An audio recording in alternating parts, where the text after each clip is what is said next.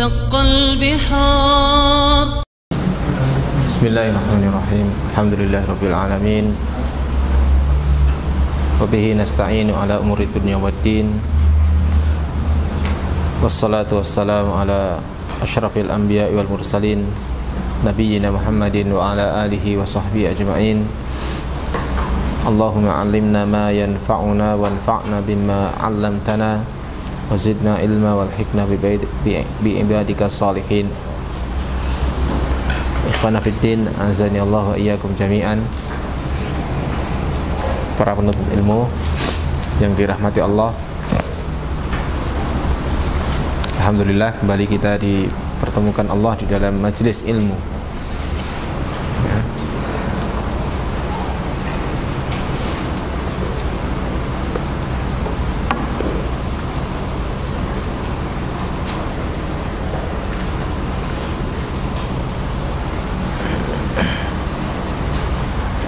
Di mana banyak di antara kita, banyak di antara manusia ini merindukan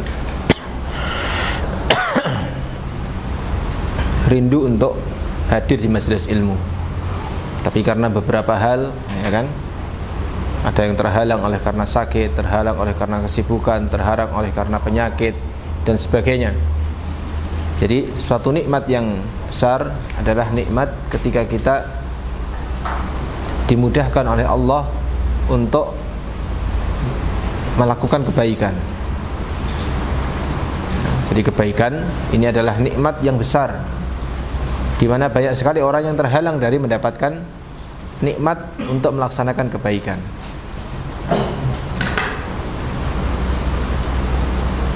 Oleh karena itu wajib bagi kita untuk apa? Senantiasa menjaga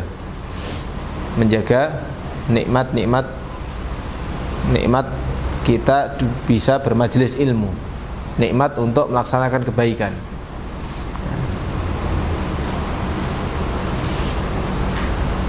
Dan kita senantiasa introspeksi diri, muhasabah. Jangan sampai kebaikan-kebaikan yang telah kita lakukan ini menjadi sebuah rutinitas, sebuah kebiasaan yang pada akhirnya tidak memberikan dampak apapun terhadap kehidupan kita, tidak memberikan dampak apapun terhadap hati kita. Karena kita melakukan kebaikan ini, melakukan kebaikan yang bermacam-macam itu, ini dalam rangka apa? Dalam rangka persiapan kan sebenarnya. Persiapan untuk menuju suatu negeri yang belum pernah kita bayangkan sebelumnya. Kita hanya mendapatkan informasi dari ayat, dari hadis, ya kan? Tapi belum pernah ada orang yang bisa menggambarkan secara ini, ya kan? Pernah mengunjungi, kecuali Nabi kan? Nabi pernah mengunjungi surga, pernah melihat neraka dan sebagainya. Setelah Nabi gak ada. Tidak juga sahabat, ya, apalagi orang-orang yang datang setelahnya. Nah, kita persiapan untuk menuju ke sebuah negeri yang digambarkan oleh Nabi. Di sana hanya ada dua keadaan yang membahagiakan dan keadaan yang menyedihkan. Dan semua itu tergantung dari apa? Tergantung dari amal perbuatan kita. Oleh karena itu, kebaikan-kebaikan yang kita usahakan ini mudah-mudahan kita diberikan istiqomah di dalam melaksanakannya dan bersabar di dalam ketaatan kepada Allah. Tayyib, kita lanjutkan. Kita sampai pada pembahasan tentang arkanul iman, ya kan? Arkanul Islam sudah kan kemarin. Sekarang masuk pada arkanul iman. Arkanul imani sittatun.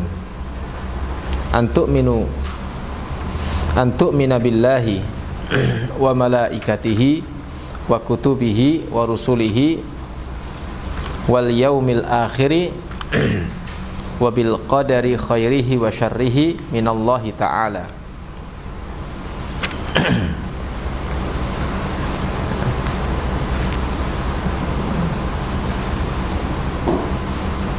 Ini pasal tentang arkan, rukun-rukunnya iman. Jadi tahapan yang paling rendah di dalam beragama adalah Islam.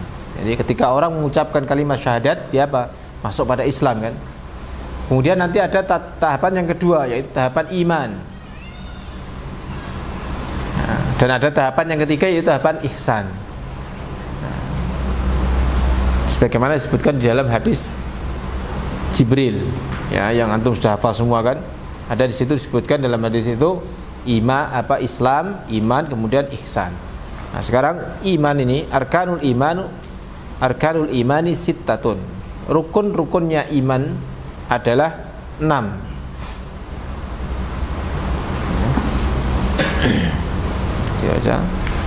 Al-imanu lughatan at-tasdiq. Ya, iman secara bahasa ini tasdiq, membenarkan.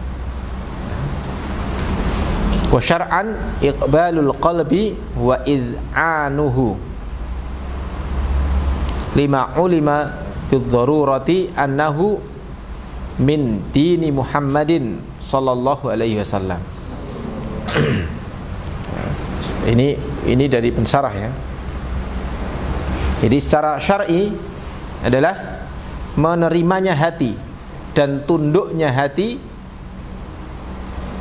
bagi perkara yang perkara itu telah diketahui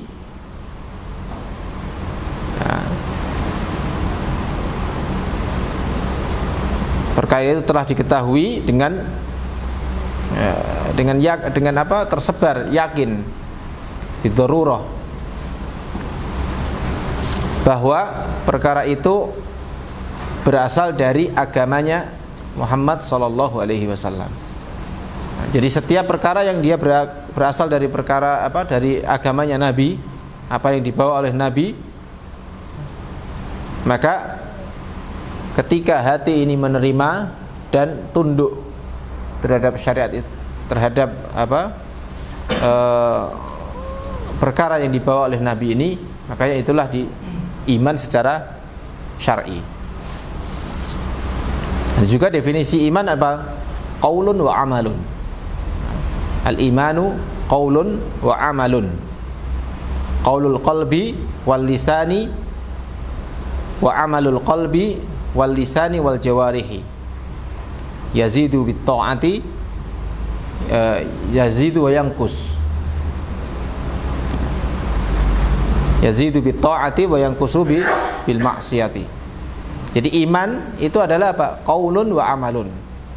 Iman itu adalah perkataan dan perbuatan. Jadi perbuatan itu bisa menunjukkan bahwa keimanan seseorang. Qaulul qalbi wal lisan. Jadi perkataannya hati. Jadi hati, apa perkataannya hati? Ya, membenarkan tadi, tasdiq. Nah, kemudian perkataannya lisan. Nah, apa lisan mengucapkan? Misalnya amantu billahi. Nah, saya beriman dengan Allah. Kemudian amalul qalbi. Nah, amalnya hati. Seperti khauf, kemudian mahabbah. Ini bentuk dari iman. Kemudian wa amalul lisani. Amalnya lisan. Ya, dengan melaksanakan amal-amal zikir misalnya. Kemudian amal jawarih. Amal jawarih ini perbuatan anggota badan. Misalnya apa? Orang sholat. Sholat ini wujud dari iman dia. Yazidu wa yanqus. Jadi iman ini bisa bertambah dan bisa berkurang. Maka kadang-kadang seorang muslim tapi melakukan maksiat, ya kan? Mungkin nggak seorang muslim melakukan maksiat? Mungkin sekali. Banyak sekali kan orang muslim ini yang di penjara itu, kalau kita survei kebanyakan apa? Islam KTP-nya. Itu orang Islam kan? Banyak orang Islam, kenapa mereka banyak bermaksiat? Ya imannya turun baru ketika dia bermaksiat. Sebenarnya dalam hadis itu kan, la yazni zani hina yazni wa huwa mu'min. Tidaklah la yazni zani, tidaklah senantiasa berzina seorang pezina. Tidaklah seorang pezina telah senantiasa berzina. Hina yazni wa huwa mu'min. Ketika dia berzina dalam keadaan dia itu mukmin. Ketika dia zina, imannya habis, dia drop. Tapi tidak sampai tidak sampai hilang sama sekali. Nah, nanti ketika dia melakukan amal ketaatan, maka imannya akan bertambah. Maka yazidu bi ta'ati. Iman itu bertambah dengan ketaatan. Amal-amalan ketaatan kepada Allah, semua amalan ketaatan apa saja akan menambahkan keimanan dia. Kemudian wayang kusubil ma'asiyati. Iman itu senantiasa berkurang dengan maksiat. Ya. Jadi apapun maksiat, sekecil apapun dia akan mengurangi iman. Ya. Karena ketika dia beriman kepada Allah, ketika beriman kepada Allah kan, dia beriman bahwa Allah ini adalah zat yang maha alim, mengetahui. Bagaimana dia bisa bermaksiat kepada Allah? Padahal kalau seandainya di sebuah ruangan itu ada CCTV misalnya, sanggup gak di antara kita ini melakukan sebuah kemungkaran? Gak sanggup. Kenapa? Malu, ya kan? Oh, dilihat CCTV.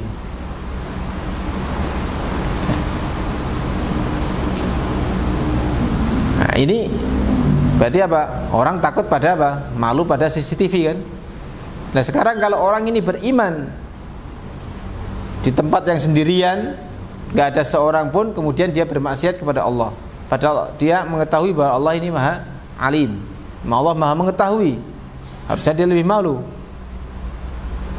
Allah lebih utama untuk kita malu daripada kepada CCTV kan?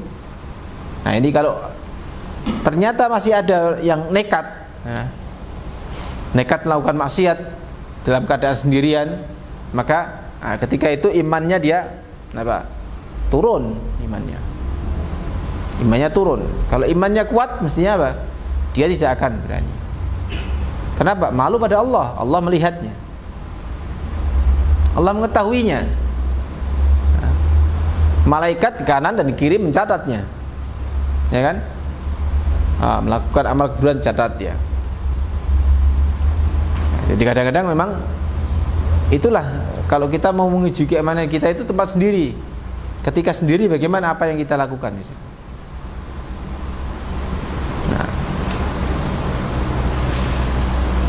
Al-makna annal ajza' allati la tatahaqqaqu mahiyatul imani illa biha sittatun. Nah, makna bahwasanya bagian-bagian yang intinya iman itu senantiasa tidak akan terwujud kecuali dengan bagian itu ada 6. Jadi orang kalau tidak mengimani 6 ini, ya, maka ya hakikatnya dia belum beriman, imannya tidak sempurna. Misalnya dia menolak, saya tidak beriman dengan adanya malaikat, gak ada malaikat itu. Saya beriman pada Allah, saya beriman dengan kitab-kitab, saya beriman dengan Nabi, dengan Rasul, saya beriman dengan hari akhir, saya beriman dengan takdir, qada dan qadar. Tapi saya gak beriman dengan, hakikatnya dia apa? Kurang imannya dia. Nah, pada derajat tentu bisa apa? Bisa kufur dia. Nah.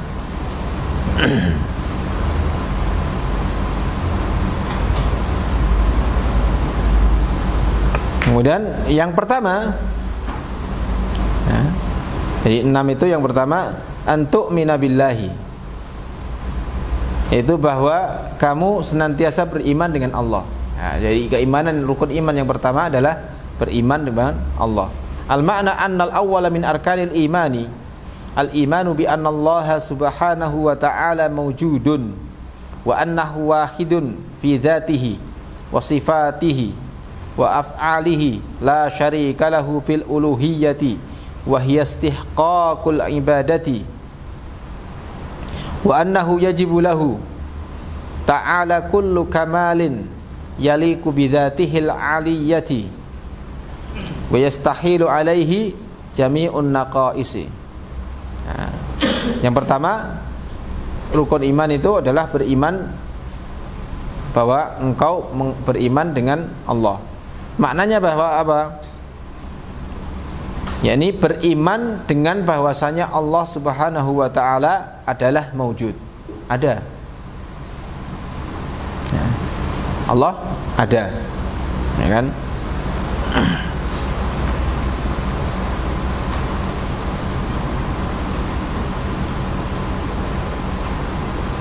Yang kedua, wa annahu wahidun fi dzatihi.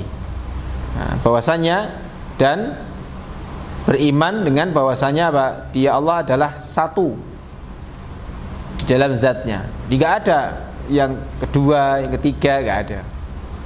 Allah satu. Sebagaimana dalam ayat surat Al-Ikhlas, qul, katakanlah Muhammad, huwallahu ahad. Nah, dia adalah Allah, adalah satu.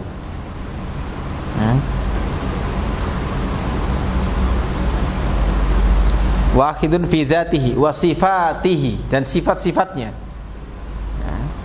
Jadi tidak ada yang setara dengan Allah di dalam sifatnya. Sebagaimana tidak ada yang setara dengan Allah di dalam zatnya, maka tidak ada juga yang setara dengan Allah di dalam sifatnya.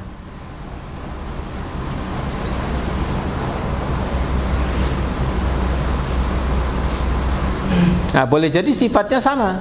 Misalnya Allah alim, ilmu, ya. Allah berilmu, manusia berilmu, ya kan? Tapi ilmunya Allah berbeda dengan ilmunya makhluk. Ilmunya Allah meliputi segala sesuatu. Apa saja. Ilmunya makhluk terbatas. Ilmunya Allah tidak didahului dengan bodoh, tidak didahului dengan jahil. Kalau makhluk didahului dengan jahil. Makhluk tadinya nggak tahu, belajar jadi tahu. Kalau ilmunya Allah tidak didahului dengan kebodohan. Allah dari awal ilmunya azali sebagaimana zatnya. Maka berbicara tentang sifatnya Allah itu sebagaimana berbicara tentang zatnya Allah.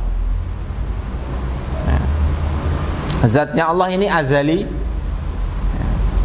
Sebagaimana dalam ayat itu huwal awwal wal akhiru. Awal. Nah, tidak ada yang ada sebelum Allah. Sebagaimana demikian juga apa? Sifatnya juga. Nah, wa af'alihi, dan perbuatan-perbuatannya Allah. Nah, la syarika lahu fil uluhiyyati. Tidak ada sekutu bagi Allah. Nah, tidak ada teman, tidak ada sekutu bagi Allah di dalam uluhiyah, di dalam peribadahan. Jadi gak boleh orang beribadah kepada selain Allah. Ketika dia beribadah kepada selain Allah, maka dia terjatuh pada apa? Syirik akbar. Dia misalnya apa? Salat untuk selain Allah. Nah, dia bersalat untuk pohon misalnya. Nah, maka atau untuk batu misalnya. Maka jadi niatnya sholat bukan lillah, tapi li ghairillah, untuk selain Allah. Maka seperti ini syirik. La syarika lahu fil uluhiyyati wa hiya istihqaqul ibadati. Dan dia uluhiyah itu apa? Istihqaqul ibadah. Uluhiyah itu apa? Berhak pada peribadahan. Jadi Allah berhak untuk manusia atau makhluk ini beribadah kepadanya. Wa annahu yajibu lahu ta'ala kullu kamalin, dan beriman dengan bahwasanya adalah senantiasa wajib bagi Allah Ta'ala, yakni setiap kesempurnaan yang layak dengan zatnya Allah yang maha tinggi. Apa saja yang layak untuk Allah maka wajib. Apa saja sesuatu itu yang dia layak untuk Allah maka dia itu wajib bagi Allah. Wa yastahilu alaihi jami'un naqaisi, dan senantiasa mustahil atas Allah, yakni apa? Seluruh kekurangan. Semua yang sifatnya kurang maka hal itu mustahil bagi Allah. Misalnya apa? Mati. Mati ini kan kurang kan? Naqs. Maka itu dijauhkan, enggak ada Allah ini mati, enggak ada.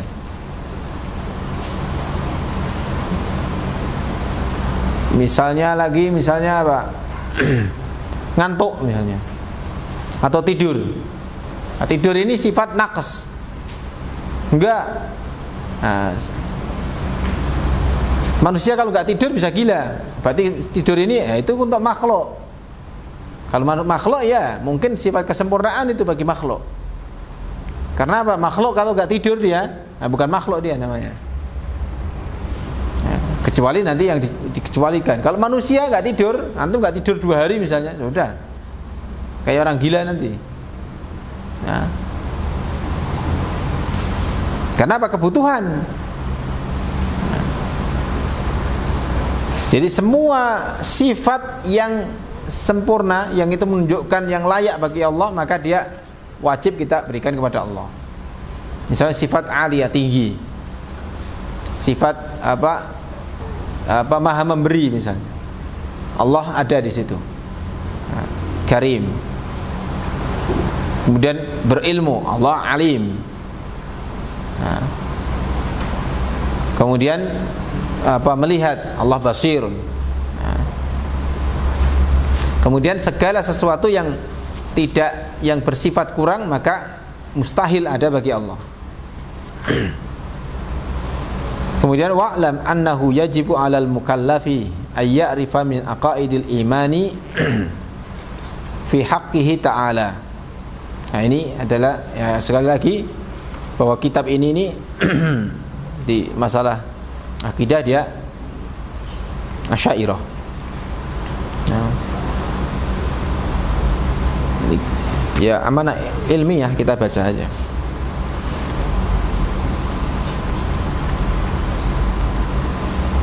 Ketahuilah bahwasannya annahu yajibu 'alal mukallafi ay ya'rifa min aqaidil imani fi haqqihi ta'ala. Bahwasannya senantiasa wajib atas mukallaf. Mukallaf ini orang yang dibebani oleh syariat. Kapan orang menjadi mukallaf? Ketika baligh. Nah, ketika baligh maka dia menjadi mukallaf. Berapa umurnya? Ya di atas 9 tahun. Kalau 9 tahun dia misalnya balighnya dia dengan misalnya mimpi misalnya, boleh jadi mimpi. Nah, atau dengan haid kalau perempuan, atau kalau enggak dengan itu dan ini maka dengan usia 15. Ketika usia 15 maka dia menjadi mukallaf. Nah, dengan salah satu dari alamat bulugh maka orang menjadi baligh. Dia menjadi baligh. Ketika baligh maka mukallaf dia dibebani oleh syariat. Makanya ketika baligh, kalau masih kecil kan misalnya, masih kecil dia melakukan kesalahan, berdosa enggak? Enggak. Kalau belum baligh melakukan kesalahan dia enggak berdosa. Tapi kalau sudah baligh maka ya berdosa dia. Berdosa. Nah, ketahuilah bahwasannya adalah senantiasa wajib atas mukallaf, yakni bahwa dia mukallaf itu senantiasa mengetahui dari keyakinannya iman di dalam haknya Allah Ta'ala. Nah, jadi yang pertama kewajiban seorang mukallaf adalah beriman dengan Allah. Nah, beriman dengan Allah. Kita beriman dengan uluhiyahnya Allah, beriman dengan rububiyahnya Allah, atau beriman dengan nama-nama dan sifat-sifatnya Allah. Yang pertama as-sifatil wajibati. As-sifatil wajibata lahu. Yang pertama adalah sifat-sifat yang wajib bagi Allah. Tadi bahwa setiap sebuah kesempurnaan maka dia wajib bagi Allah.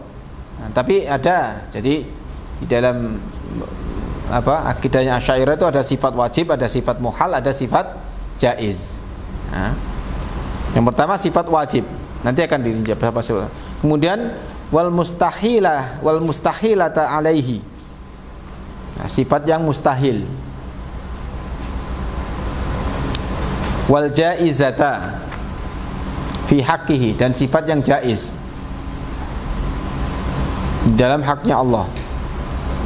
Wa ayyumina biwujubil wajibi. Yang kedua adalah bahwa mukallaf itu senantiasa beriman dengan apa? Wujubil wajib.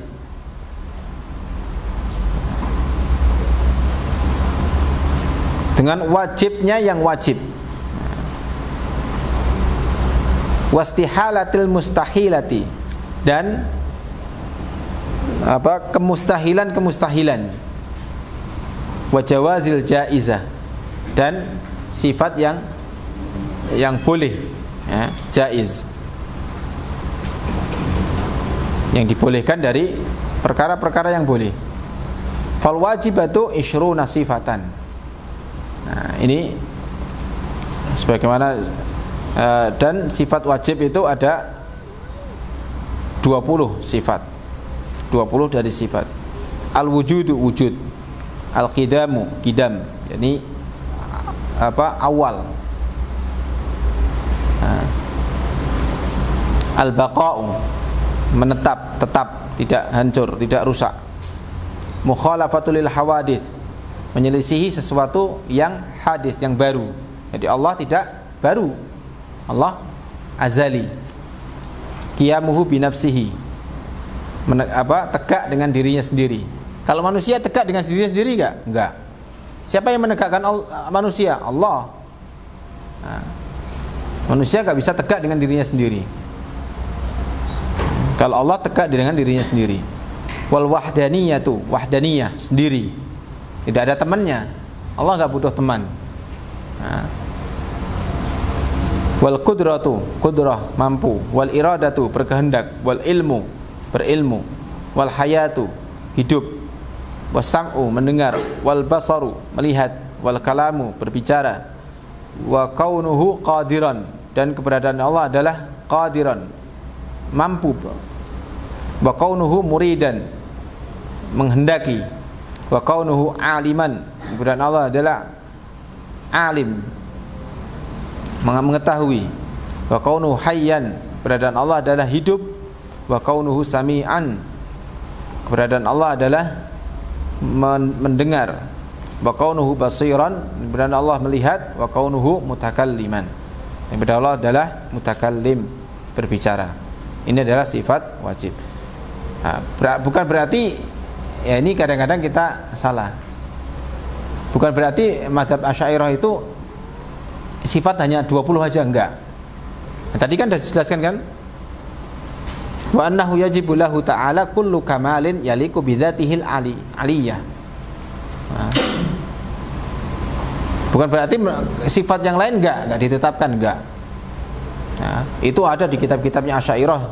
Kalau untuk mau lihat itu ada semua. Mereka menetapkan apa yang Allah tetapkan. Menetapkan apa yang Allah tetapkan. Jadi ini 20 sifat wajib. Wajib itu nanti harus disebutkan nanti penjelasannya. Ma la yutasawwaru fil aqli adamuhu. Sifat yang apa? Yang tidak tergambarkan bahwa sifat itu tidak ada di dalam akal. Jadi Allah itu kalau enggak alim, enggak mungkin.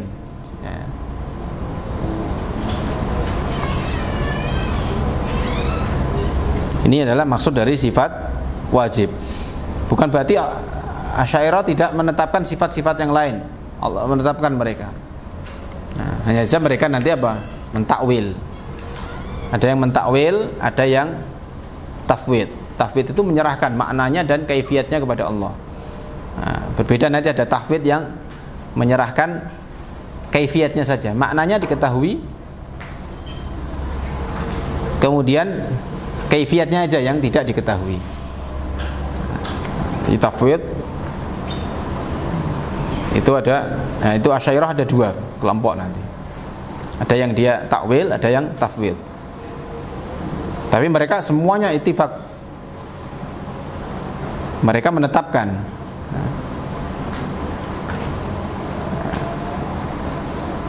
menetapkan apa yang Allah tetapkan dan menetapkan dan menafikan apa yang Allah nafikan untuk dirinya. Kemudian wal mustahilatu ishruna ziddul wajibati, dan sifat mustahil ini ada 20 juga, yaitu apa? Lawannya dari sifat wajib tadi. Wahyal adam, nggak mungkin Allah ini adam, tidak ada. Adam adalah lawan dari sifat wujud. Kemudian al-huduts, baru. Allah ini bukan sesuatu yang baru, karena Allah berarti azali. Allah tidak bermula. Lam yalid. Lam yalid, Allah tidak bermula. Walam yulad, ya. Allah tidak beranak dan Allah tidak diperanakkan, tidak dilahirkan Allah itu. Walam yulad, Allah tidak dilahirkan. Jadi Allah ini tidak beranak dan tidak diperanakkan, tidak beranak dan tidak dilahirkan, sebagaimana dalam surat Al-Ikhlas. Kemudian at-turubul adam, nah, munculnya ketidakadaan. Allah baqa, sebagaimana dalam ayat ini, huwal awwal wal awwal wal akhir. Wal akhir, Allah yang awal dan yang akhir. Akhir itu ya Pak, setelahnya nggak ada sesuatu, nggak ada lagi. Nah, artinya apa? Allah itu kekal, ya. Turul adam, munculnya ketidakadaan, binasa, nggak ada. Allah tidak disifati dengan ini. Kemudian al-mumathilatu lil hawadits, apa? Semisal dengan sesuatu yang baru, nggak ada. Nggak ada yang semisal dengan Allah. Nah. Kemudian adamul qiyam, tidak adanya qiyam. Allah tegak dengan dirinya sendiri. Allah nggak butuh makhluk untuk menegakkannya. Oleh karena itu, kalau seandainya semua makhluk yang ada di alam ini itu bermaksiat kepada Allah, Allah tetap Rabbul Alamin. Nah. Ini seandainya semua makhluk ini bermaksiat. Jadi Allah tidak butuh kepada apa? Ibadah-ibadah kita. Kita yang butuh pada Allah. Allahus Samad, Allah tempat bergantung. Ya kan? Allah tempat kita berdoa, meminta sesuatu, minta pertolongan dan sebagainya. Nah, kita yang butuh pada Allah, bukan Allah yang butuh pada makhluk. Oleh karena itu, ketika antum mau melaksanakan sholat misalnya, nah, jangan antum berpikiran, saya ini sholat karena Allah butuh. Enggak. Kita yang butuh terhadap sholat ini. Nah, jadi Allah tidak butuh. Kalau antum seandainya ada, ya tadi itu, seandainya semua makhluk ini bermaksiat, maka Allah tetap Rabbul Alamin. Allah tetap apa? Rabbnya seluruh alam. Kemudian wa'adamul wahdaniyah, nah, tidak adanya sifat wahdaniyah. Nah, Allah tidak ada, nggak ada dua, nggak ada tiga, nggak ada temannya. Nah. Kemudian al-ajiz an ayyi mumkinin, nah, lemah dari apa yang memungkinkan. Allah ini maha kuat, ya. Punya kemampuan, kudrah. Jadi lawan dari kudrah adalah al-ajiz an ayyi mumkinin. Kemudian al-ijaduhu li syai'in wa ijaduhu li syai'in minal alami ma'a karahiyatihi li wujudihi.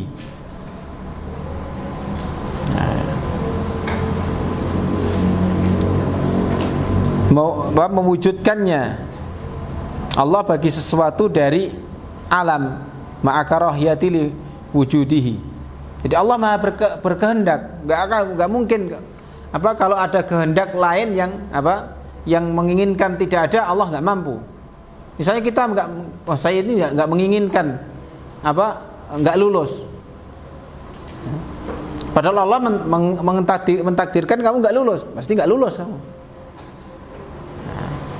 Jadi keinginan Allah ini berada di atas keinginannya makhluk. Makhluk punya keinginan, makhluk punya keinginan. Tapi keinginannya makhluk ini di bawah keinginannya Allah. Kalau Allah berkehendak A, maka A itu akan terjadi nanti. Nah, nanti kalau antum belajar iradah itu ada iradah kauniyah, ada iradah syar'iyah. Iradah kauniyah wajib terjadi. Nah, kalau iradah syar'iyah mungkin enggak terjadi. Allah berkehendak memerintahkan hambanya sholat, tapi apakah semua orang itu sholat? Enggak kan? Nah,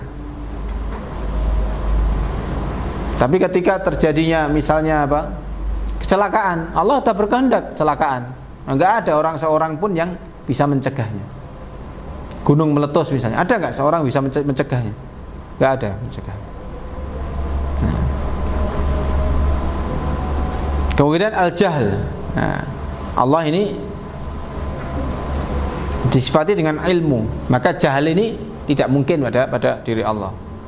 Kemudian al-maut. Nah, ini bertentangan dengan sifat al-hayat, hidup. Allah ini maha hidup. Nah, hayyul qayyum. Nah, hayy hidup, qayyum maha mengurusi makhluknya. Nah, kalau maut maut gak ada, Allah tidak mati. Kemudian as-samam, tuli, Allah maha mendengar. Kemudian ama, buta, Allah maha melihat. Al-bukma, bisu, Allah maha berbicara. Jadi mustahil Allah ini bisu. Nah, mustahil juga Allah ini buta. Mustahil juga Allah ini tuli, ya, gak mendengar. Kalau gak mendengar nanti berdoa. Bahkan pendengaran Allah ini memahami semua bahasa manusia. Bahkan bahasa manusia, bahasa hewan. Bahasa apa saja, pujian makhluknya kepada Allah, baik yang berupa yang hidup maupun yang tidak hidup, Allah mengetahuinya. Nah, kalau kita manusia bisa berbahasa dengan 10 bahasa, luar biasa. Ada enggak di dunia ini yang berbicara dengan 10 bahasa? Ada mungkin kan? Mau kita takjub kan? Allah memahami semua bahasa. Bahasa Inggris, bahasa apa saja Allah paham. Maka ketika antum nanti saya enggak bisa berdoa dengan bahasa Arab, berarti saya enggak usah berdoa. Salah ini. Nah, Anda berdoa dengan bahasa apapun, dengan bahasa Indonesia, dengan bahasa Jawa, nah, Allah akan mendengarnya. Wa kaunuhu ajizan. Nah, ini lawan dari kaunuhu qadiran. Allah adalah qadiran, nah, mampu.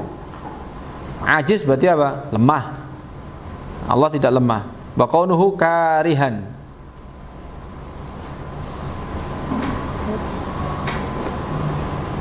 Ini maha menginginkan. Karihan maha membenci kan? Gak menginginkan sesuatu. Allah maha keberadaan adalah muridan, berkehendak. Wa aliman. Nah, tadi lawannya wa kaunuhu jahilan. Keberadaan Allah adalah orang jahil. Ya, ini mustahil. Wa kaunuhu mayyitan. Keberadaan Allah mayyit, ini mustahil bagi Allah. Wa kaunuhu asamma. Keberadaan Allah adalah tuli, tidak mendengar, ini mustahil. Wa kaunuhu a'ma. Keberadaan Allah adalah buta. Nah, ini mustahil juga. Wa kaunuhu abkama. Abkama itu bisu. Nah, ini mustahil. Jadi sifat sifat wajib yang 20, kemudian sifat muhal ini tidak menunjukkan bahwa sama ketika misalnya antum punya uang misalnya, antum perlihatkan misalnya 5.000, apakah mesti yang antum hanya uangnya 5.000? Kan tidak mesti kan? Nah, mungkin di kantongnya masih ada ini. Atau seandainya seorang murid itu harus mempunyai sifat wajib seperti ini. Wajib seorang murid seperti itu. Apakah dia tidak mempunyai sifat yang lain selain yang itu? Boleh jadi punya sifat yang lain dia. Nah, dan itu ittifaq, yakni antara mazhab ahlul hadis, mazhab Asy'ariyah dan mazhab Maturidiyah, bahwa mereka semua ini menetapkan apa yang Allah tetapkan dan menafikan apa yang Allah nafikan. Demikian juga yang Rasulullah tetapkan dan Rasulullah nafikan. Hanya saja nanti Asy'ariyah itu mentakwil dan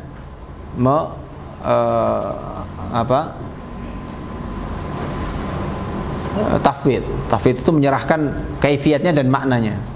Maknanya kalau ditanya misalnya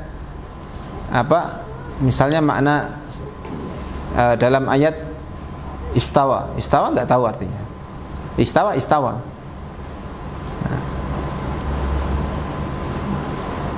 Ya, kalau kita mazhab al-hadits itu maknanya maklum, kaifiatnya majhul, kaifiatnya nggak tahu istiwanya Allah bagaimana. Sebagaimana perkataan Imam Malik, al-istiwa'u maklum wal kaifiyatu majhul was-su'alu an wal imanu bihi wajibun was-su'alu anhu bid'atun, karena tidak pernah ditanyakan oleh di zaman sahabat dulu. Kemudian wal jaizatu, sifat jaizah wahidatun, satu, wahiyya fi'lu kulli mumkinin au tarkuhu, melakukan pada setiap perkara yang memungkinkan atau meninggalkannya. Kalau Allah berkehendak, maka Allah menginginkan sesuatu, maka Allah berfirman kun fayakun. Kalau Allah enggak berkeinginan, ya Allah akan tark, meninggalkan. Allah berkehendak dan meninggalkan sesuatu itu kehendak Allah. Ini jaizah. Jadi Allah boleh boleh berbuat sesuatu dan boleh tidak berbuat. Enggak ada orang yang melarang. Allah mau berbuat seperti ini, enggak ada yang bisa melarang. Kemudian wal wajibu huna ma la yatasawwaru fil aqli adamuhu. Ini sifat yang tidak tergambarkan. La tasawwur, tidak tergambarkan di dalam akal, yaitu tidak adanya sifat itu. Wajib itu harus ada. Allah harus punya sifat yang ini. Bukan berarti nanti Allah enggak punya sifat yang lain, Allah punya sifat yang lain selain sifat yang 20 ini.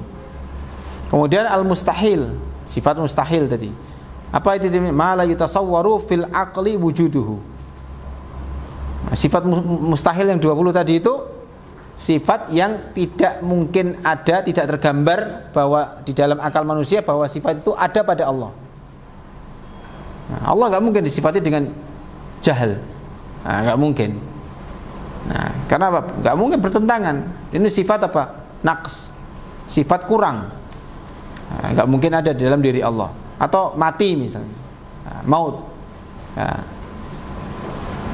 Wal jaizatu ma yutasawwaru fil aqli wujuduhu wa adamuhu. Sifat jaizah itu sifat yang tergambar di dalam akal, adanya sifat itu maupun tidak adanya. Jadi kalau terjadi misalnya gunung meletus, Allah berbuat, Allah berkehendak pemerintahkan gunung itu supaya meletus, terjadi meletus. Kadang-kadang kita melihatkan misalnya sebuah kecelakaan, ini orangnya kecelakaan seperti itu harusnya mati, tapi Allah enggak berkehendak orang itu mati, maka enggak mati orang itu, meskipun menurut akal kita mati kan. Misalnya orang terjatuh dari lantai 10 misalnya, hidup dia. Pernah terjadi di mana dulu, di sebuah pondok dikisahkan itu dia terjatuh dari lantai 3 nggak salah di Indonesia, sampai di bawah, sampai teman-temannya itu kaget semua. Ketika dilihat dia sadar sebentar, langsung bangkit berdiri, nggak ada luka, nggak ada patah apa-apa. Kalau orang berpikir kan pasti apa? Jatuh patah paling nggak ada patah sama sekali. Nah, karena Allah nggak berkehendak. Meskipun apa? Secara nalar manusia, kalau dia jatuh dari lantai 3 itu apa? Patah paling nggak dia. Itu terjadi benar di pondok. Teman itu yang mengisahkan. Sampai temannya heran. Saya juga nggak tahu, yang jatuh kan nggak tahu saya. Tahu-tahu saya dari atas sudah di bawah. Nah, apa? Dan itu yang menyaksikan suaranya itu keras. Nah, suaranya keras. Nah, logikanya apa? Karena apa? Menurut perkiraan manusia ini terjadi, tapi Allah tidak menghendaki terjadi, enggak terjadi. Nah, ini beriman dengan Allah. Atau beriman dengan Allah ini terkait dengan apa? Uluhiyah, rububiyah dan asma wa sifat. Uluhiyah jelas, jadi penghambaan ibadah itu harus kepada Allah. Orang yang beribadah kepada selain Allah, misalnya apa? Berdoa, doa ibadah. Ad-du'a'u huwal ibadah. Doa itu adalah ibadah. Kalau orang berdoa kepada selain Allah, dia meminta misalnya kepada pohon, atau kepada misalnya siapalah, mbah siapa misalnya, sesuatu yang tidak mungkin mengabulkan kecuali Allah. Misalnya orang minta rizki, minta rizki, atau minta anak misalnya, belum punya anak, minta anak, kemudian mintanya kepada mbah fulan. Nah, ini jelas ini kan. Nah, berbeda nanti kalau apa? Kalau tawassul. Berbeda nanti kalau tawassul. Jadi kita jangan terkadang orang itu melakukan perbuatan kufur, ya kan? Misalnya apa? Sujud kepada pohon, ya kan? Dohirnya kan kufur. Apakah kemudian kita menghukumi dia ini kufur? Enggak. Nah, karena beda antara fa'il dengan fi'il. Nah, antara fa'il perbuatannya mungkin perbuatan kufur, tapi orangnya enggak. Harus terpenuhi apa? Syarat-syaratnya, kemudian hilangnya mawani. Boleh jadi dia bodoh, dia baru masuk Islam kemarin. Loh, dia kemarin masuk Islam kok sekarang sujud pada pohon? Baru masuk Islam kemarin, belum belajar banyak. Kemudian kita lihat, nah ini baru masuk Islam dia. Atau dia jauh dari para ulama, nggak tahu dia. Nah, maka ada istilah uzur bil jahal. Dia jahil, bodoh, nggak tahu. Nah, baru masuk Islam, kemudian ini. Boleh jadi perbuatannya adalah kufur, tapi kita tidak mengkafirkan orang yang melakukannya. Nah, ini yang pertama. Yang kedua, masalah mengkafirkan itu bukan urusan kebanyakan manusia. Nah, ini urusannya ulama, orang yang mendalam ilmunya. Ada di dalam kitab fikih juga disebutkan nanti, Kitabur Riddah. Berarti ada. Nah, jangan dikira berarti di dalam mazhab itu enggak disebutkan, enggak ada istilahnya riddah itu. Enggak ada juga. Orang itu bisa kufur dengan perkataan, bisa kufur dengan perbuatan, bisa kufur dengan i'tiqad. Kalau dia meyakini setelah Nabi Muhammad ada nabi lagi, kufur dia kan dengan i'tiqad dia. Dengan perbuatan misalnya, orang dia melempar Al-Qur'an. Tahu dia Al-Qur'an, mushaf Al-Qur'an, tahu, dengan sadar dia lempar. Nah, kufur dia perbuatannya ini. Atau dengan ucapan dia mencela Allah dan Rasulnya, kufur dia. Jadi orang kufur bisa dengan perbuatan, bisa dengan perkataan, bisa juga dengan i'tiqad. Nah, itu ada nanti dipelajari di Kitabur Riddah. Di fikih juga dibahas. Nah, kitab tentang apa? Riddah, yakni murtad, keluar dari nanti bagaimana hukumnya.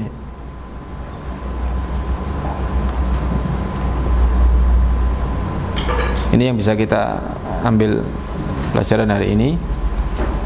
Mudah-mudahan nanti kita bisa kita lanjutkan pada kesempatan yang akan datang. Subhanaka wa bihamdika asyhadu an la ilaha illa anta astaghfiruka wa atubu ilaik.